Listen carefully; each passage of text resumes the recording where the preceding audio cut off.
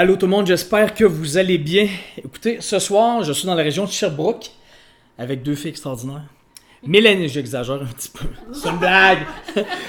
Mélanie Laplante, ici, la petite blonde, et la petite rousse Cathy Lévesque.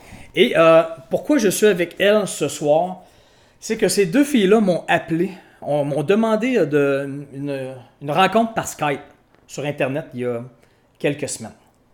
Je te connaissais un petit peu, mais pas plus que ça. Vous m'avez Skypé et vous m'avez appris que moi, j'avais un rapport dans ta guérison de l'agoraphobie extrême. Ouais. Parce que toi, tu as été agoraphobe à partir de 18 ans, 16 ans. Tu as commencé à faire des crises de panique pendant plusieurs années. Il y a eu des phases plus extrêmes que d'autres. Ouais. Mais quand on dit une agoraphobie extrême, puis agoraphobie, ça ne veut pas dire nécessairement juste la peur d'être en public. Non, pas du Moi, tout. j'ai découvert que toi, ça voulait dire être dehors, être ailleurs, sortir de la maison. Être loin de la maison. Être loin de la maison. Puis parler assez fort pour qu'on vous entende dans le micro. OK. Toi, tu vivais ça, là, d'être loin de la maison. Et tu savais exactement c'était relié un peu à quoi dans ton enfance. Ouais.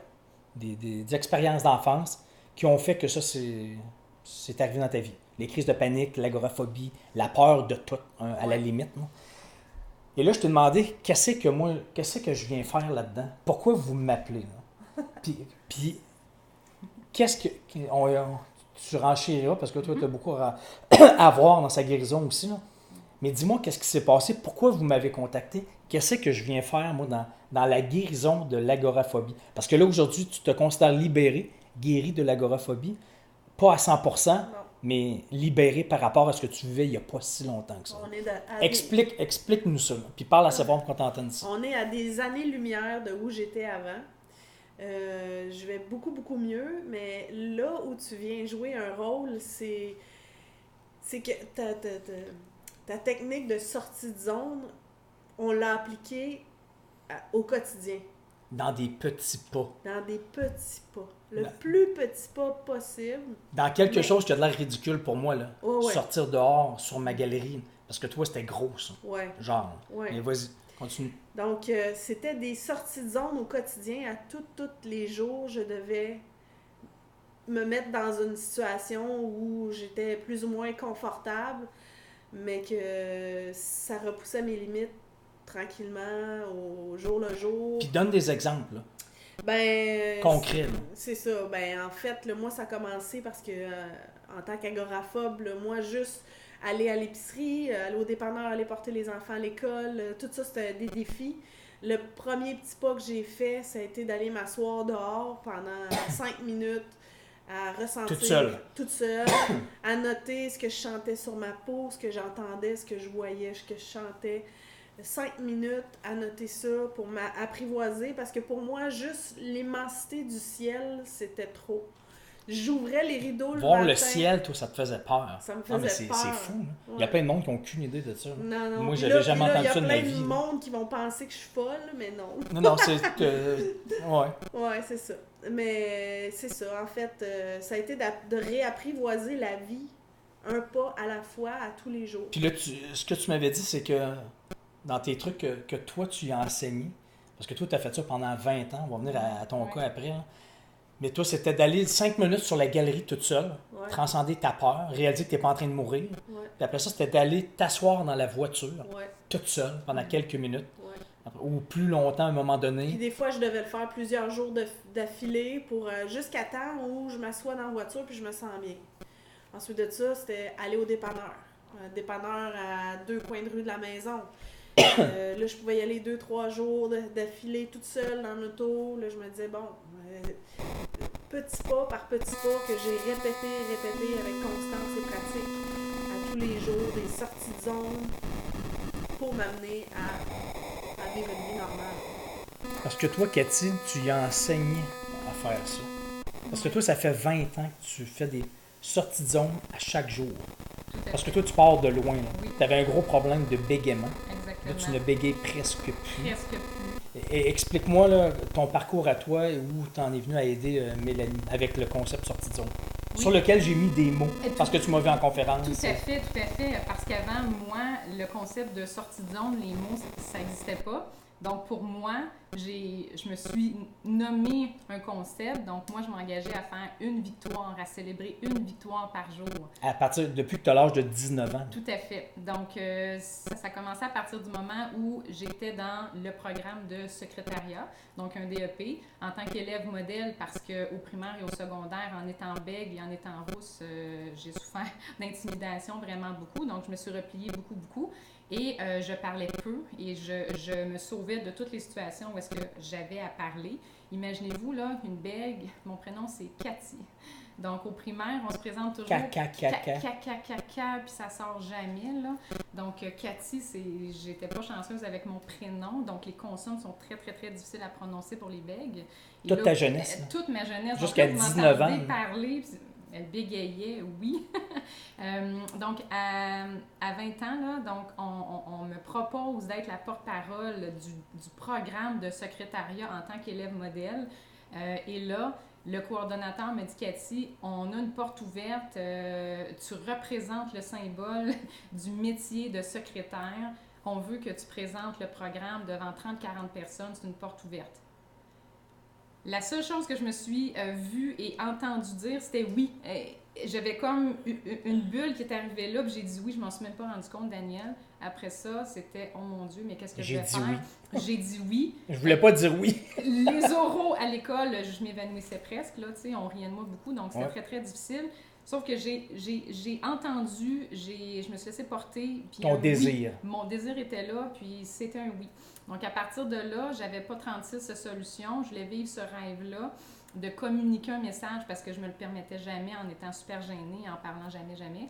Donc, j'ai eu 3 séances avec une orthophoniste. Donc, on rentre dans un local, il y a des toutous, il y a des tortues pour parler lentement, il y a des serpents et des échelles. J'ai plein d'enfants qui ont 5-6 ans, qui attendent avec leurs parents. Puis moi, bien, à 19 ans, en fait, et non 20 ans. Là, donc, à 19 ans, moi, j'attends mon tour pour être aidée, pour parler. Okay. Tu as eu de l'aide, tu as fait des consultations. Tout à fait. Mais après ça, tu as décidé que... Oui, donc, après ma conférence, ça a tellement bien été. Les gens ont été interpellés puis ont eu le goût de vivre le secrétariat. Je les avais inspirés, convaincus que c'était vraiment un super beau métier. Tu sais, on a un préjugé encore avec les secrétaires. Fait que tu avais gagné confiance. Tu avais eu des résultats avec ta présentation orale. Tout à fait. Et là, je me suis dit, parfait, je peux porter un message. J'ai réussi à communiquer. Là, c'était pas parfait. Là, je m'accrochais toujours. J'ai été capable. J'ai été capable. Puis je l'ai dit. C'est une sortie de zone.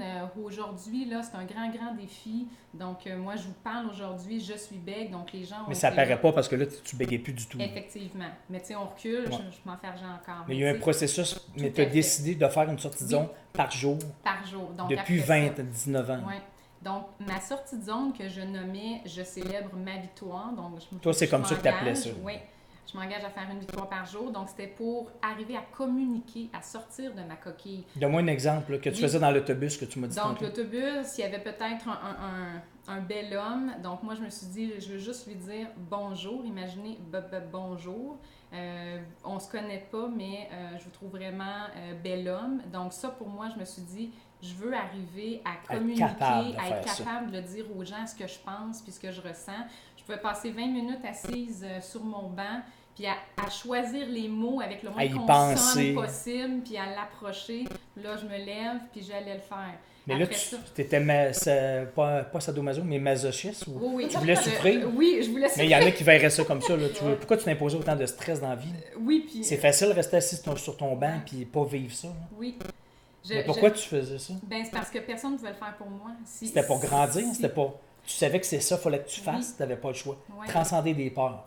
Vivre des peurs. Oui, tout à fait. Pour réaliser que tu n'étais pas en train de mourir. Genre. Et oui, puis pour me dire surtout que je pouvais et que j'arriverais à parler comme tout le monde. Parce que je sentais que j'avais du bagage, j'avais plein de belles choses à dire, mais je n'arrivais pas à communiquer. Ce que tu fais aujourd'hui, là, c'est 20 ans, 19 ans de travail. 19 ans de travail. 19 ans de sortie zone à chaque jour. Ouais. Petite. Donc, autant si c'est petit que de remercier une caissière. Merci pour votre bon travail. Avant, je ne pouvais pas dire ça. Tu te sentais mal à l'aise, c'était gênant de faire ça. Puis pour bien du monde, c'est gênant encore. Même s'ils ne bégaient pas. Là, oui, puis, de faire des compliments. Vraiment. Fait que toi, c'est devenu une habitude, une seconde nature en toi. Oui. Maintenant, puis là, tu as décidé à un moment donné, parce que tu as aidé ta mère. Tu as réussi à le faire pour toi. Puis ta mère, je veux dire, Ta mère elle avait de l'agoraphobie, pareil comme elle, extrême. Elle ne sortait pas de chez elle pendant des années. Là. Prisonnière. Donc, moi, à 6 ans, ma mère s'est écroulée en crise d'épilepsie dans un magasin. Et là, donc, mon frère jumeau et moi, à 6 ans, on voit notre mère, on comprend pas trop. Ma mère, donc, la peur, la honte de refaire une crise en magasin. Donc là, oh non, je me sens pas bien, je vais pas faire une crise. Donc, au fur et à mesure, donc, elle n'est plus sortie du tout. Elle est restée prisonnière de sa maison. Pendant plusieurs années. Toute mon enfance, oui. Ton père allait mourir, est décédé aujourd'hui. Oui.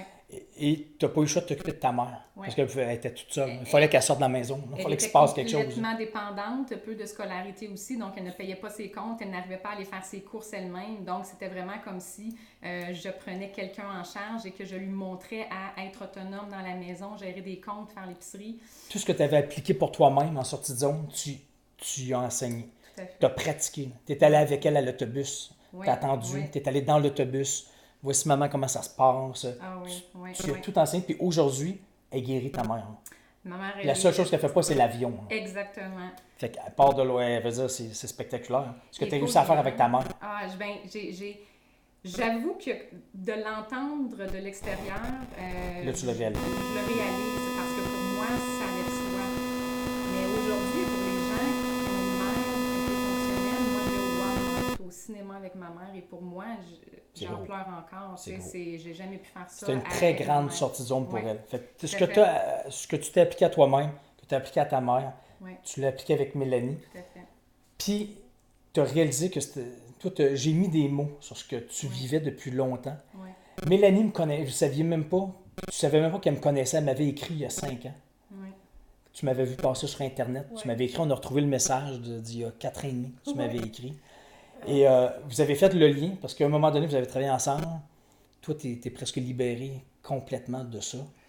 Je dirais à 90%. Là. Puis ce qui t'a permis de faire ça, c'est des sorties de zone Ouais. quotidiennes, Quotidien. petites, À tous les que jours. Cathy t'a aidé à faire, que tu as appris. Puis là, maintenant, là, c'est pas rien. Là. Récemment, il y a une émission de télé, parce que tu as fait des publications, que tu célébrais tes sorties de zone, ta progression dans ta guérison de l'agoraphobie. Et il y a une émission de télé, un gros show de télé à Paris, en France, qui t'a découvert sur Internet par Instagram, qui t'a challengé. Il voulait une émission là-dessus, là, quelqu'un qui est agoraphobe. Puis ils t'ont demandé est-ce que tu serais capable de venir à Paris, dans le studio de télé, prendre l'avion, payer les billets d'avion, tout. Ouais. Tu avais quelques jours pour dire oui ou non, parce que c'était comme dans quelques jours, J'avais quelques heures pour dire oui. pour ou non. réfléchir et dire oui ou non. Puis j'ai Puis fait tu comme le fais, là. Cathy, j'ai fait oui. Oh, j'ai dit oui. Oh là là. Fait que là, tu le fais. Là. Toi, Là, tu étais allé sur la galerie, tu avais une peur extrême. Ouais. Aller dans ta voiture, dans l'entrée, c'était très gros. Ouais. Puis là, tu as réussi, avec toutes tes petites sorties de zone, à te rendre à Paris sur un show de télé. Et j'ai vu l'émission. Tu m'as envoyé la copie quand tu m'as écrit. Moi, je te connaissais pas du tout. J'ai vu ça, je comprenais pas. Là. C'était assez spectaculaire. Tu étais avec ton conjoint, ta fille, dans le studio à Paris. Ouais. Puis là, tu considères que tu es guéri? Comme je disais, à peu près à 90%. Il me Quand reste même. encore comme faire de l'autoroute toute seule. Je peux aller n'importe où sur l'autoroute si je suis accompagnée. Mais toute seule, ça, j'ai encore ça à travailler. Mais des choses impensables il y a quelques temps, là, que tu n'aurais ouais. jamais fait de ta vie. Là. Ah non, ben là, aller à Paris, j'aurais jamais pensé. Ça a été le plus gros, la plus grosse sortie de zone. Mais là. écoute, tu n'allais même pas voir ta fille au basket à l'école. Non. Tu ne pouvais pas aller à l'école voir ta fille au basket. Non. Je veux dire, c'est majeur. Là. Ouais, Tu faisais pas exprès, tu avais une phobie. Là. ouais. Puis tu as réussi à te rendre à Puis, Paris. quand les enfants, justement, ma fille qui avait un tournoi ou une partie de basket, puis je la voyais partir, je pleurais, puis là, je m'excusais. Je suis tellement désolée, j'aimerais ça être là, je vais être avec toi. C'était pas de la mauvaise intention, tu n'étais pas capable. Non, puis tu sais, c'est elle qui me rassurait. Ben non, maman, c'est correct, c'est pas grave, ça va être correct, là, je vais t'appeler, je vais te donner les résultats, puis... mais je me disais, voyons, là, je devrais supporter mes enfants, mais j'y arrivais pas. Puis là, je veux dire, tu as eu des années de thérapie. Tu as tout essayé. Là. Ouais. C'est ce que tu me disais? Ouais, Psychologue, je sais pas trop, hypnose, un peu de tout. Là. ouais. Puis ce qui t'a réussi à guérir, c'est le concept des sorties de zone. Chaque jour, quotidienne, Ouais, qui t'a mené à Paris. ouais. Puis moi, je comprenais pas au début, quand vous m'avez appelé, là, je me disais, probablement que c'est relié à quelque chose de son enfance, puis elle ne le sait pas encore. Puis quand elle va allumer, ça va être guéri. Elle s'est guérie de même, en y pensant. Là. Mais tu m'as dit, mais non, ça fait longtemps que je le sais, c'est relié à quoi? Ça Ça fait fait des années que je sais ça. Là. C'est relié à quoi de mon enfance? Je dis, OK, mais c'est pas ça qui t'a guéri? Tu m'as dit, moi, je comprenais pas. Là. Pour moi, moi, je connais rien là-dedans. Là. Je pensais que c'était ça, moi, qui allait te guérir. C'est relié à mon enfance, voici, bon, ben là, c'est guéri. Je sais c'est quoi. Tu sais, on dit que c'est à moitié réglé quand tu le sais. Ouais. Mais c'est pas ça. Là. C'est pas ça qui t'a guéri. Là. Mais c'est fou. Là, Des... je parle pas contre les psychologues, rien. Là, c'est pas ça le point. Non. Mais toi, là, c'est pas ça qui t'a guéri. Non, c'est en quelques semaines. Je suis 100% convaincue qu'on peut guérir. N'importe quoi. J'ai envie de dire tout. N'importe quoi. En affrontant la peur, en relevant des défis, en se challengeant. Parce que qu'est-ce qui arrive avec la peur quand tu le fais? Qu'est-ce qui arrive? Tu l'apprivoises. Tu l'apprivoises. Les gens sont, dans mon cas, à moi, qui souffrent d'agoraphobie, sont en lutte contre eux-mêmes. Puis souvent, je parle à des gens qui souffrent d'agoraphobie, puis ça revient toujours. Je suis tannée de me battre. Oui, mais t'es pas en lutte. Apprivoise. Accueille ça, puis commence à dealer avec ça. Ressens-la un petit peu à tous les jours, à un degré minime, pour l'apprivoiser. T'es pas un agoraphobe. T'as un problème d'agoraphobie. C'est un nœud qui va partir. Ça peut partir. Ça peut partir. T'es la preuve. Hein? Oh, oui. C'est parti. Sa mère est la preuve. Sa mère, c'est la preuve. Donc, ça se fait. Ouais.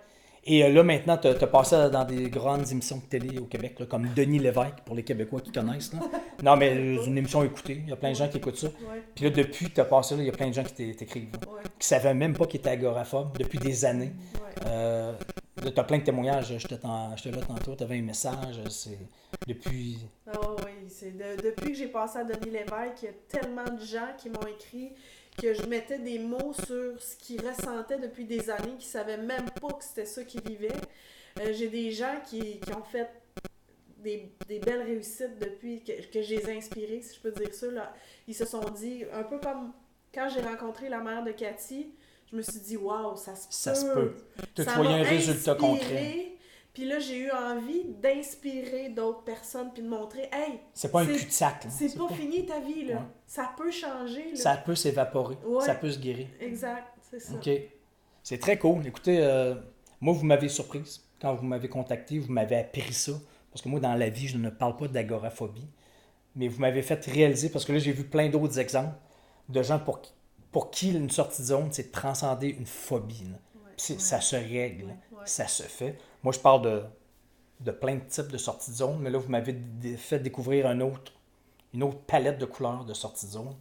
Merci beaucoup. Si jamais vous avez des phobies quelconques, des abeilles, de l'eau, peu importe, puis peu importe c'est relié à quoi dans votre enfance, ou peu importe, là, à la limite, on s'en fout. Là. Ça se règle là. Ouais. Ça, c'est en le faisant. C'est dans l'action avec des petites sorties de zone quotidiennes non-stop.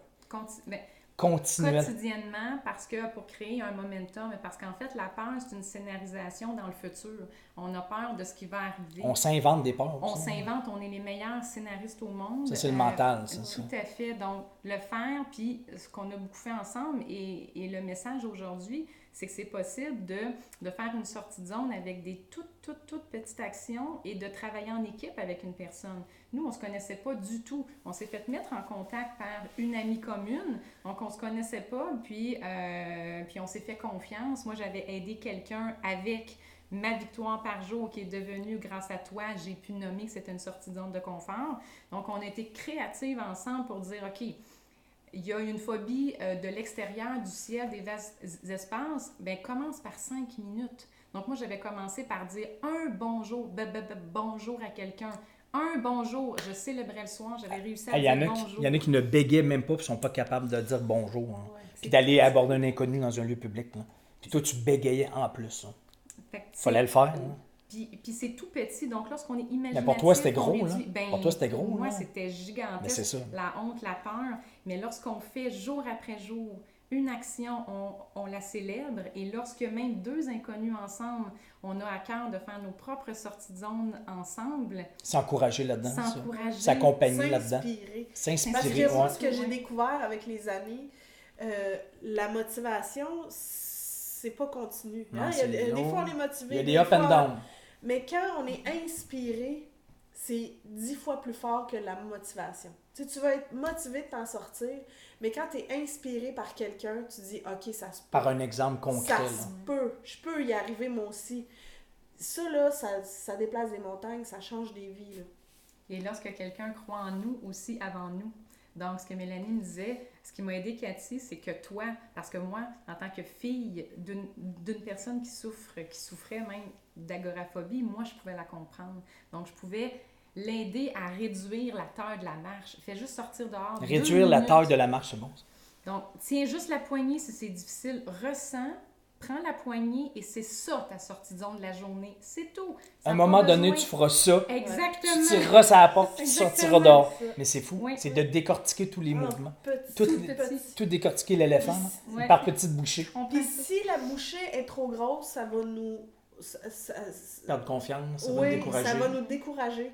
Fait que si jamais les gens qui nous écoutent ont envie de passer à l'action, si la petite sortie de zone que vous faites vous décourage parce qu'elle est trop grosse, on coupe, on réduit. Il faut que ça devienne facile. Il faut que ça devienne impossible de dire non. Ouais, C'est trop petit, je suis capable de faire ça. C'est tellement facile que je peux pas le faire. Fait que cumule une succession continue de petites conneries. Oui, exact. À la limite, c'est ça. Des vies. Qui pour les autres sont des conneries, Ouais, c'est ça, mais exact. que pour nous, c'est comme Exact, le défi exact. de notre journée, chaque jour. Donc, on progresse beaucoup plus vite aussi en équipe, en ayant confiance que c'est possible, donc en l'ayant fait, puis en le montrant au suivant. Donc, Mélanie, c'est extraordinaire ce que tu fais parce que tu montres au suivant que c'est possible. Donc, vraiment, c'est inspirant. Puis, si on était arrivé à moi, moins bégayé, à approcher des inconnus, toi, à prendre l'avion, à partager ton message, à être dehors, à vivre une vie de famille, puis moi, que je peux être devant vous,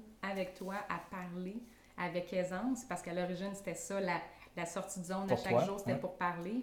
Alors, c'est possible. En Ça équipe, se peut. Ça se peut. Vous êtes deux exemples très concrets. Merci beaucoup, les filles. Ouais, merci, Et si Daniel. jamais il y a des gens qui veulent vous rejoindre, comment on fait pour vous rejoindre? Ben moi, j'ai une page Facebook, Mélanie et l'agoraphobie. En fait, tous ceux qui ont des peurs, qui souffrent d'anxiété ou d'agoraphobie sont les bienvenus. Toi, tu es prêt à les aider. Je prends Ça t'intéresse. le les temps aider. de répondre à tout le monde. C'est important pour moi. Si je peux changer juste ça ou inspirer juste ça, moi, ma mission est remplie. Et toi, Cathy, on peut te rejoindre où? Donc, sur la page jobderêve.ca, donc moi, j'accompagne les gens à mi-carrière à trouver leur job de rêve. Alors, on peut me rejoindre là. Ça va me faire plaisir. Donc, on est là ensemble pour nos petites sorties de zone de confort au quotidien. Merci beaucoup, les filles. Très inspirant. Ça se peut. Oui! Oui! Puis si vous connaissez des gens qui ont des petites peurs, moyennes peurs, grandes peurs, peu importe c'est quoi la peur, écoutez, faites ce qu'ils disent. Hein. C'est pas moi qui le dis, non, c'est eux autres. Faites des successions continues de petites sorties de zone. Puis on dit de zone. Bon, il y en a qui comprennent mieux quand je dis de zone. Fait que, écoutez, merci beaucoup. On se dit à très bientôt pour une autre histoire inspirante là, de palette de couleurs, de sortie de zone. À bientôt. Ciao, bye! Bye!